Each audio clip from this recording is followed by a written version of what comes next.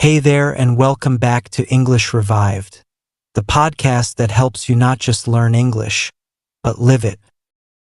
I'm Eli, your guide, your coach, and your voice of calm confidence while you master the art of speaking naturally.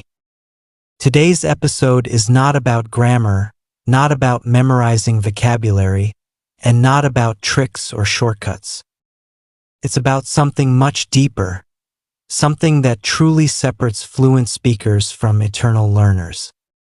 It's the mind shift, the secret moment when you stop translating in your head and finally start thinking in English. Section 1. Why translation keeps you stuck.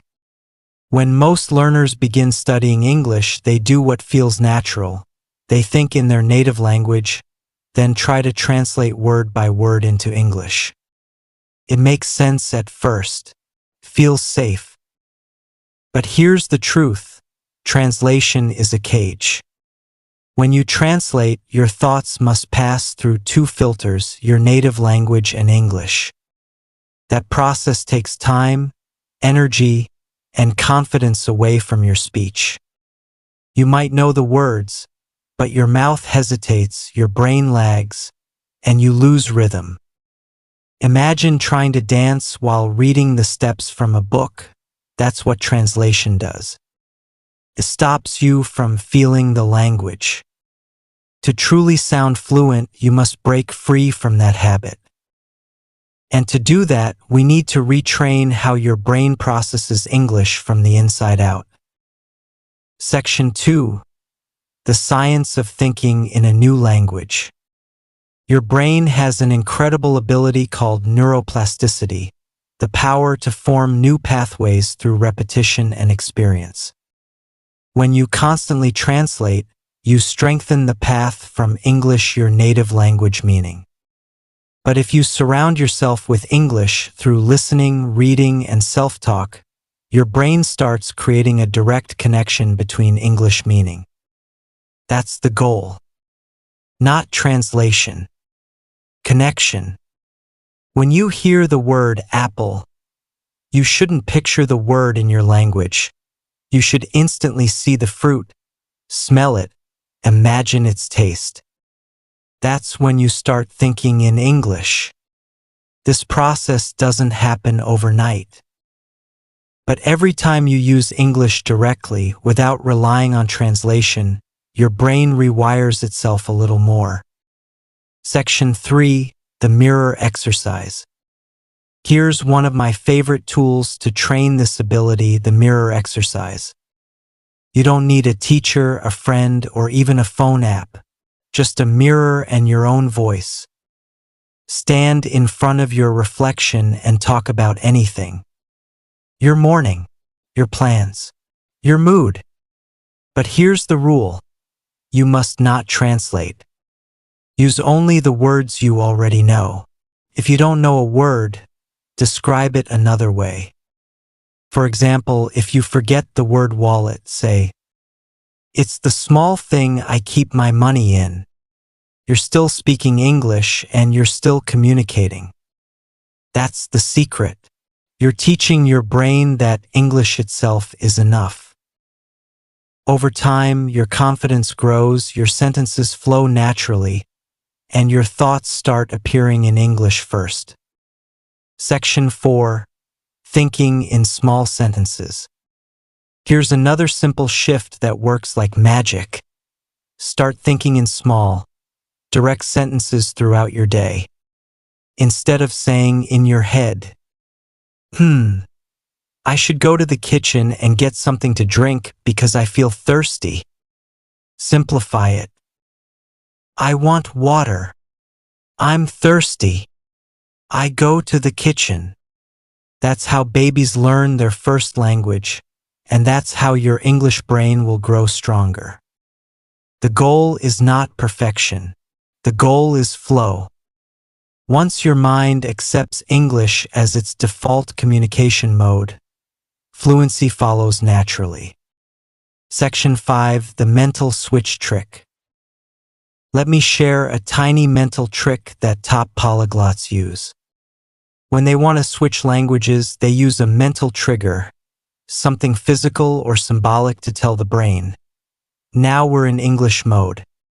It could be putting on headphones, changing your phone language, or even lighting a candle on your desk. Anything that marks the transition. For example, whenever you wear your earbuds, it's English time. Whenever you pick up your coffee, it's English thinking mode. This helps your brain associate certain actions with English thought patterns. It's like a light switch that turns on your fluent self. Try it for 1 week and you'll notice the change. Section 6. The No Translation Zone. Create a sacred space, even just 10 minutes a day, where translation is not allowed. You can do this while journaling, speaking, or listening. If you find yourself trying to translate, stop and replace it with a description or gesture. For example, if you can't remember the word broom, don't think of your language's word. Say, "It's the thing I use to clean the floor." You'll be surprised how fast your brain adapts when you remove the safety net of translation.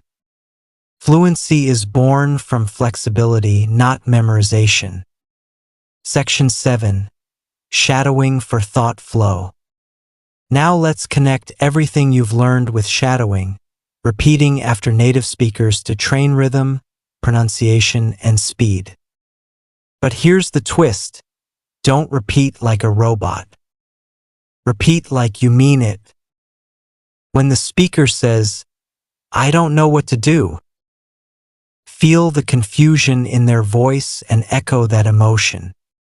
When they say, "That's amazing," say it like you just won something big.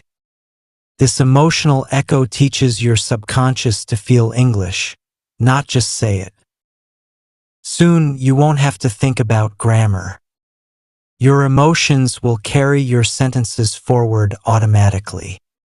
That's real fluency, emotional, not mechanical. Section 8.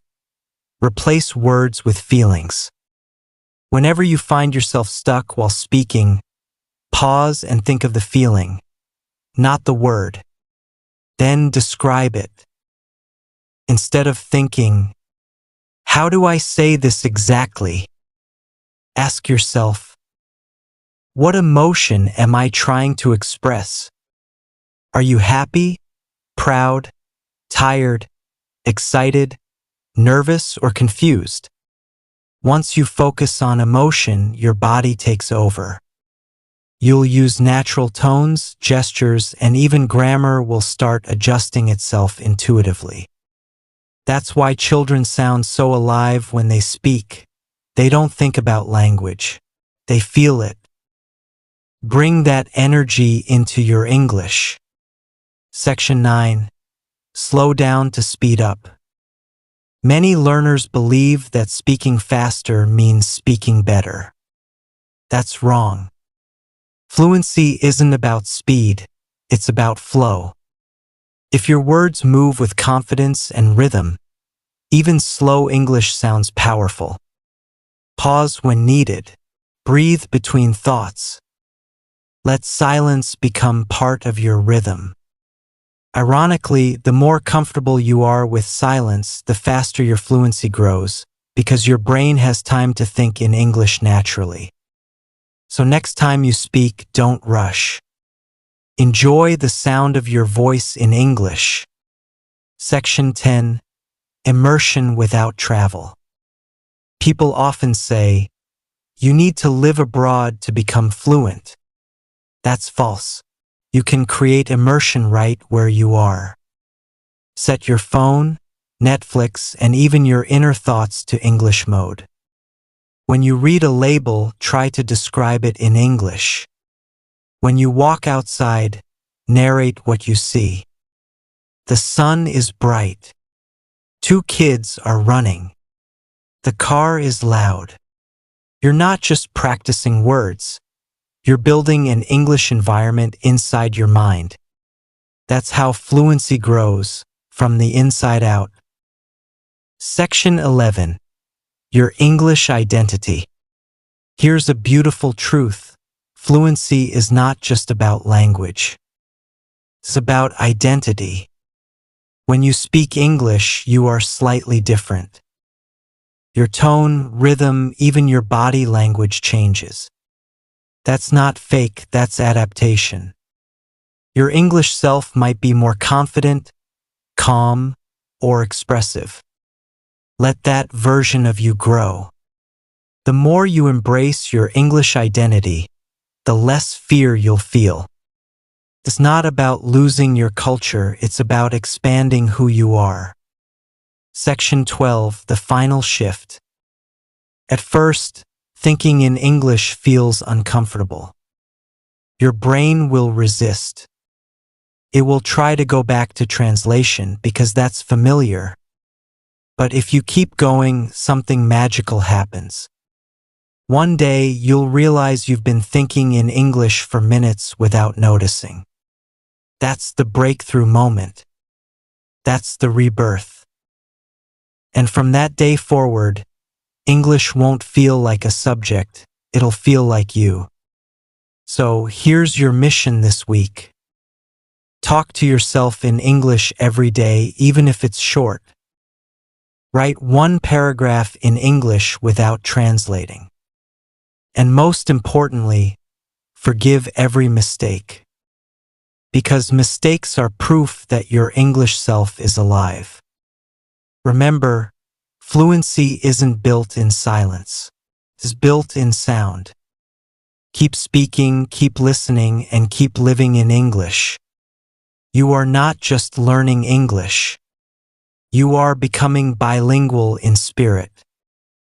Until next time, this is Eli reminding you, don't translate your thoughts. Transform them. Welcome to your new English mind.